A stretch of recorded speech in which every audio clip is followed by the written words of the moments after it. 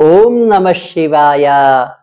ಜ್ಯೋತಿಷ್ಯ ಜೈ ಹೋ ಯೂಟ್ಯೂಬ್ ಚಾನೆಲ್ಗೆ ಸ್ವಾಗತ. ವೀಕ್ಷಕರೇ, ಇವತ್ತಿನ ವಿಷಯ ನೋಡಿ, ವಾಮಾಚಾರದ ವಿರುದ್ಧ ಹೋರಾಡಬೇಕಂದ್ರೆ ಒಂದು ದೃಢ ಸಂಕಲ್ಪ ಮಾಡಬೇಕು. ಮಾಟ ಮಂತ್ರ ವಿರುದ್ಧ ಹೋರಾಡೋದು ಸುಲಭ ಅಲ್ಲ, ಅಥವಾ ತಾತ್ಕಾಲಿಕವೂ ಅಲ್ಲ. ನೋಡಿ, ಒಂದ್ 2 ತಿಂಗಳು ಮಾಡ್ತೇವೆ ಧ್ಯಾನ, ನಾವೇನ್ ಧ್ಯಾನ ಹೇಳ್ಕೊಡ್ತೇವೆ ಅದನ್ನ 2 ತಿಂಗಳು ಮಾಡ್ತಾರೆ, ಗುರುಗಳೇ ಪರವಾಗಿಲ್ಲ ಅಂತಾರೆ, ಬಿಟ್ಬಿಡ್ತಾರೆ. ಈ ರೀತಿ ಮಾಡತಕ್ಕದ್ದಲ್ಲ. ಯಾಕೆಂದ್ರೆ ನಿಮಗೆ, ನಿಮ್ಮ ಮನೆಯವರಿಗೆ, ನಿಮ್ಮ ಮನೆಗೆ, ನಿಮ್ಮ ಜಮೀನುಗಳಿಗೆ, ನಿಮ್ಮ ಬಿಸಿನೆಸ್ ಸ್ಥಾನ ಏನಿದಾವೆ ಪದೇ ಪದೇ ಅವೆಲ್ಲವಕ್ಕೂ ಮಾಡಿಸ್ತಾನೆ ಇರ್ತಾರೆ. ಈಗ ಅವ್ರೇನೋ ಮಾಡಿಸಿರ್ತಾರೆ, ನಾವು ಅದಕ್ಕೇನೋ ಒಂದು ಪರಿಹಾರ ಹೇಳಿರ್ತೀವಿ, ಅದ್ ನೀವು ಮಾಡ್ತೀರಾ, ಆ ಕ್ಷಣಕ್ಕೆ ಅದು ಉಪಶಮನ ಆಗ್ತದೆ, ಆ ಕ್ಷಣಕ್ಕೆ ಅದು ಪರಿಹಾರ ಆಗ್ತದೆ. ಆದ್ರೆ ಅವ್ರ ಆಪೋಸಿಟ್ ಏನಿರ್ತಾರಲ್ಲ ಅವ್ರಿಗೆ ಗೊತ್ತಾಗುತ್ತೆ ಇವರು ಏನೋ ಪರಿಹಾರ ಮಾಡಿದ್ದಾರೆ ಅಂತ. ಅವಾಗ ಅವರು ಮತ್ತೆ ನಿಮ್ಮ ಮೇಲೆ ಬೇರೆ ರೀತಿಯ ಪ್ರಯೋಗಗಳನ್ನು ಮಾಡ್ತಾ ಇರ್ತಾರೆ. ಅದಕ್ಕಾಗಿ ನೋಡಿ, ನಾನು ಹೇಳೋದು ಏನಂದ್ರೆ, ಮನೆಯಲ್ಲಿ ಎಲ್ಲರೂ ಇದು ನಂಬ್ತಾ ಇರಲ್ಲ. ಯಾರೋ ಒಬ್ರು ನಂಬ್ತಾರೆ, ಮಾಟ ಮಂತ್ರ ಆಗಿದೆ, ಇದ್ರ ವಿರುದ್ಧ ಹೋರಾಡ್ಬೇಕು, ಧ್ಯಾನ ಮಾಡ್ಬೇಕು, ಗುಡಿಗಳಿಗೆ, ನಾವ್ ಹೇಳಿದ ಗುಡಿಗಳಿಗೆ ಹೋಗ್ಬೇಕು, ದೇವಾಲಯಗಳಿಗೆ, ಇದೆಲ್ಲ ಕೆಲವ್ರು ನಂಬ್ತಾರೆ, ಕೆಲವ್ರು ನಂಬಲ್ಲ. ನನಗೆ ಇಲ್ಲಿವರೆಗೂ ಈ ಯೂಟ್ಯೂಬ್ ಚಾನಲ್ ಸ್ಟಾರ್ಟ್ ಮಾಡಿದ್ಮೇಲೆ ಸಾಕಷ್ಟು ಜನ ಕರೆ ಮಾಡಿದ್ದಾರೆ. ಅದರಲ್ಲೂ ಕೆಲವು ಹೆಣ್ಣುಮಕ್ಳು ಕರೆ ಮಾಡಿದ್ದಾರೆ, ಅವ್ರ ಕೆಲಸವನ್ನೂ ಕಳ್ಕೊಂಡಿದ್ದಾರೆ, ಕೈಯಲ್ಲಿ ದುಡ್ಡು ಕಾಸು ಕೂಡ ಇಲ್ಲ. ಅಷ್ಟೇ ಅಲ್ಲ, ಫ್ಯಾಮಿಲಿಯಲ್ಲಿ ಸಪೋರ್ಟ್ ಇಲ್ಲ. ಉದಾಹರಣೆ, ನಾನೊಂದು ಗುಡಿಗೆ ಹೇಳ್ತೇನೆ, ಆ ಗುಡಿ ದೂರದಲ್ಲಿದೆ, ಆ ದೂರದಲ್ಲಿರೋ ಗುಡಿಗೆ ಒಬ್ಬರೇ ಹೋಗಿ ಬರ್ಲಿಕ್ಕಾಗಲ್ಲ. ಮತ್ತು ಒಂದಿಷ್ಟು ಖರ್ಚು ಕೂಡ ಬರುತ್ತಲ್ಲ, ಬಸ್ ಚಾರ್ಜ್ ಆದ್ರೂ ಖರ್ಚು ಬರುತ್ತಲ್ಲ, 1,000-2,000 ಖರ್ಚು. ದೂರ ಇದೆ, ಅದು ಮಹಾರಾಷ್ಟ್ರದಲ್ಲಿದೆ. ಎಲ್ಲಿದೆ ಅಂತ ಕೇಳಿದ್ರೆ, ಗುರುಜಿ ಮಹಾರಾಷ್ಟ್ರದಲ್ಲಿದೆ. ಆ ಗುಡಿಗೆ ಹೋಗಿ ಬರ್ಬೇಕಾದ್ರೆ 1,000-2,000 ಆದ್ರೂ ಬೇಕಲ್ವಾ, ಅದು ಕೂಡ ಇರಲ್ಲ. ಹೀಗಿದ್ದಾಗ ಸಪೋರ್ಟ್ ಮನೆ ಕಡೆಯಿಂದ ತಂದೆಯೋ, ಅಣ್ಣನೋ, ತಮ್ಮನೋ, ಹಸ್ಬೆಂಡೋ ಯಾರಾದ್ರೂ ಸಪೋರ್ಟ್ ಮಾಡ್ಬೇಕಲ್ವಾ. ಹಾಗಾಗಿ ಆ ಸಪೋರ್ಟ್ ಇಲ್ದಂಗೆ ಮಾಡ್ಬಿಟ್ಟಿರ್ತಾರೆ ಮಾಟ ಮಂತ್ರ ಮಾಡುವಾಗ. ಇವರು ಎಲ್ಲಾ ರೀತಿಯಿಂದ ದಿಗ್ಬಂಧನ ಮಾಡಿ ಎಲ್ಲಾ ರೀತಿ ಕಟ್ಟಿ ಹಾಕ್ಬಿಟ್ಟಿರ್ತಾರೆ. ಅದಕ್ಕಾಗಿ ದೃಢ ಸಂಕಲ್ಪ ಏನ್ ಮಾಡ್ಬೇಕಂದ್ರೆ, ನಾವು ಏನು ಮಂತ್ರಗಳನ್ನು ಕೊಟ್ಟಿರ್ತೇನೆ ಮಾಟ ಮಂತ್ರ ವಿರುದ್ಧ ಹೋರಾಡ್ಲಿಕ್ಕೆ, ನಿರಂತರ ಧ್ಯಾನ ಮಾಡ್ಬೇಕು. ನಿಮ್ಮ ಪರವಾಗಿ, ನಿಮ್ಮ ಮನೆಯವರ ಪರವಾಗಿ. ನಿಮ್ಮ ಮನೆಗೆ ಯಾರೋ ನಂಬಲ್ಲಲ್ಲ, ಅವ್ರಿಗೂ ಆಗಿರುತ್ತೆ. ಆದ್ರೆ ಅವ್ರು ನಂಬ್ತಾ ಇರಲ್ಲ, ಅವ್ರು ತೊಂದರೆಗೆ ಒಳಪಟ್ಬಿಟ್ಟಿರ್ತಾರೆ. ನಾನು ಸಾಕಷ್ಟು ಜನರಿಗೆ ಈಗೇನ್ ಕರೆ ಮಾಡಿದ್ದಾರೆ ಅವರೆಲ್ಲ ಹೇಳಿದ್ದಾರೆ, ನಮ್ ತಮ್ಮಗ್ ಹಂಗಾಯ್ತು, ನಮ್ ತಂಗಿಗೆ ಹಿಂಗಾಯ್ತು, ನಮ್ಮ ಅಪ್ಪಂಗೆ ಹಿಂಗಾಯ್ತು. ಬಹಳಷ್ಟು ಜನ ಹೇಳಿದ್ದಾರೆ. ನಂಬೋರು ನಂಬಿದ್ರೆ ಒಳ್ಳೇದು, ಕಳ್ಕೊಳೋದು ಏನಿಲ್ಲ. ಮಂತ್ರ ಧ್ಯಾನಗಳನ್ನು ಮಾಡಿ ಅಥವಾ ದೇವಾಲಯಗಳಿಗೆ ಹೋದ್ರೆ ಒಳ್ಳೇದೇ ಆಗ್ತದೆ ಅಲ್ವಾ. ಕಳ್ಕೊಳೋದೇನು, ಒಂದಿಷ್ಟು ಬಸ್ ಚಾರ್ಜ್ ಹೋಗ್ಬೋದು ಅಷ್ಟೇ.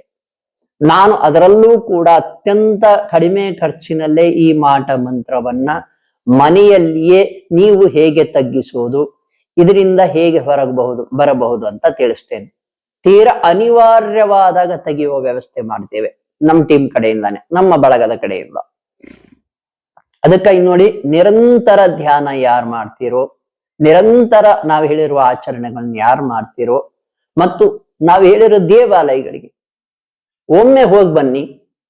ಹೌದು, ನಮಗೆ ಶಕ್ತಿ ಬಂದಿದೆ, ನಮಗೆ ಚೈತನ್ಯ ಬಂದಿದೆ, ನಾವು ಚೆನ್ನಾಗಿ ಆಗ್ತಾ ಇದ್ದೀವಿ ಅನ್ಸಿದ್ರೆ ಮತ್ತೆ ಮತ್ತೆ ನೀವೇ ಹೋಗ್ತಾ ಇರಿ, ನಾವು ಹೇಳೋದಲ್ಲ. ಇಡೀ ಕುಟುಂಬದ ಒಳಿತಿಗಾಗಿ ನೀವೊಬ್ರು ಎದ್ರೆ ಇಡೀ ಕುಟುಂಬವನ್ನ ನೀವು ಉಳಿಸ್ಕೊಂಡ್ಬಿಡ್ಬೋದು. ಯೋಚನೆ ಮಾಡಿ, ನಿಮ್ ಯಾರು ಮಾಟ ಮಂತ್ರ ಬರಬ್ಬರಿ ಆಗಿದೆ, ಇಡೀ ಮನೆತನಕ್ಕಾಗಿದೆ, ಅವ್ರು ಯೋಚನೆ ಮಾಡಿ ಕೂತ್ಕೊಂಡು. ಇದು ಒಂದು ಪಾರ್ಟ್ ಆದ್ರೆ ಈ ಇಡೀ ಮನೆತನಕ್ಕೆ ಯಾಕಾಯ್ತು, ಇಡೀ ಕುಟುಂಬದಲ್ಲಿ ಯಾಕೆ ಎಲ್ಲರೂ ಸಕ್ಸಸ್ ಆಗ್ತಾ ಇಲ್ಲ, ಯಾರು ಸಕ್ಸಸ್ ಆಗ್ತಾ ಇಲ್ಲ, ಯೋಚನೆ ಮಾಡಿದ್ರೆ ಆ ಮನೆತನಕ್ಕೆ ಒಂದು ಮೂಲ ಕರ್ಮ ಅಂತ ಇರುತ್ತೆ.